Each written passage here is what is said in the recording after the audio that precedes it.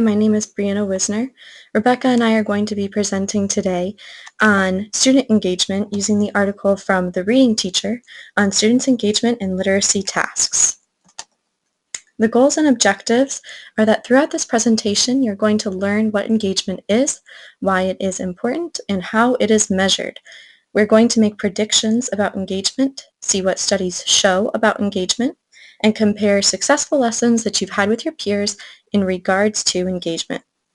By the end of this presentation, you will be able to evaluate your teaching practices and understand how to plan and deliver engaging lessons.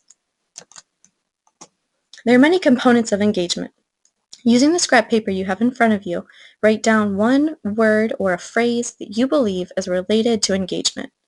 When you finish writing your word, ball up your piece of paper, and when everyone is done, we're going to throw our snowball ideas to a friend and then share out. Let's see how our words compared to what experts say engagement involves. Experts say engagement involves purposeful and meaningful experiences. We want our students to feel that the learning is authentic and it has a real-world application. Students should be able to collaborate with their peers, but we also need to make sure that as teachers we are supporting the learning. We want all levels of students to feel supported. Students should also have choice when it comes to their projects, and the learning should be student-directed. We want all levels to be appropriately challenged, so we need to make sure that we're meeting our students where they are because we want them to feel competent in completing the task. Learning should be sustained. This means that it occurs over a period of time and also involves relatedness, which means the students feel that they belong to the group. Goals should be set by the student, and they should have some control over the activities and the project that is going on. What is engagement? Engagement is dynamic, so this means that engagement fluctuates throughout the lesson. Students are never going to be fully engaged or fully disengaged, but rather it's going to be more of a wave effect. And of course, we want students to be fully engaged for as long as possible. So we need to consider behavior, and this revolves around time spent on a task, cognitive aspects, which includes strategic effort. It also means the strategic behaviors and the persistence at completing the task and the student's metacognition. Their affective behaviors are their interest in the topic or the task and the enjoyment or enthusiasm that they have in completing it.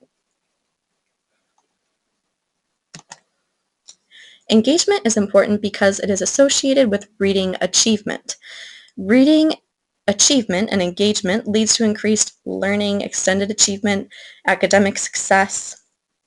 Research actually shows that literacy engagement could compensate for or even overcome low socioeconomic status and family educational background. So for those of us that are in an urban setting or really any setting where we know that poverty is prevalent, this is so important because we realize that when we engage our students, we are actually reversing some of the things that our students are coming to us with and areas that they might be lacking we can make up for in our teaching if we engage our students.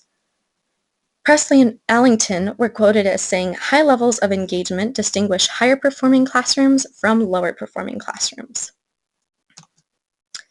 Engagement is measured in terms of the self-determination theory. So the following are the three main components of engagement. We have relatedness, which is that sense of belonging or feeling like we belong to the group. Competence, or believing we will be successful in completing the task. And autonomy, or control over one's actions during the activity. Engagement is measured by the extent to which the tasks are authentic, collaborative, challenging, student-directed, and sustained. So how would your lessons measure up? Let's collaborate. What makes a lesson engaging? Think about elements that engage students and think about those non-engaging tasks. Let's take about 2 minutes to brainstorm now. Activities that are engaging involve collaboration. It's important when we are selecting our groups to think about skill level, whether we are doing multi-level groups, ability groups, or mixed ability groups, or groups that are ability-based. We need to be thinking about the personalities that are within those groups and also the interests of the students. We should provide opportunities for choice and creativity and make sure that the tasks are student-directed. Things that are not engaging is if the activity is too difficult. If there is a mismatch between the text complexity and the student's ability, students will become frustrated, which will make them check out and no longer be engaged in what they are doing. Low-performing students often feel left out. Teachers can help this, though, by understanding the students' abilities and their interests, including texts with a variety of reading levels, and providing both digital and online resources. If there is little involvement, this includes little involvement between the students or little involvement from the teacher. Remember that our students need to feel supported. So activities that are repetitious and that require little thought, where students are finding the right answer only to please the teacher and not for extending their learning or their thinking, are going to be less engaging. So an example of a repetitious activity that requires little thought is often a worksheet. What do you think about in-class Jeopardy? Give me a thumbs up if you think it is engaging. Give me a thumbs down if you think it is not engaging. The study actually found that Jeopardy in class was not engaging. Students were focusing on the strategy of the game rather than the content within the game. The low-performing students were feeling left out, while the high-performing students were focusing on only gaining points. Do you have any ideas on ways that we could make games more engaging?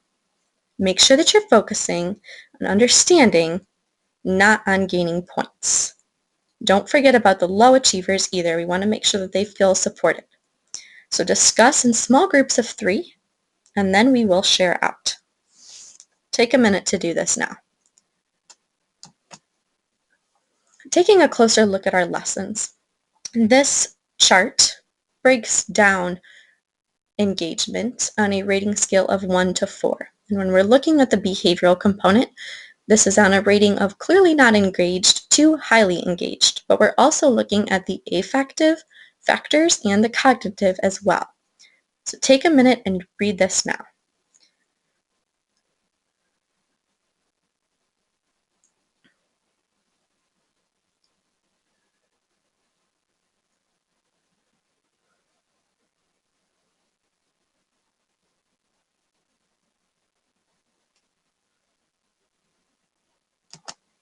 Let's reflect.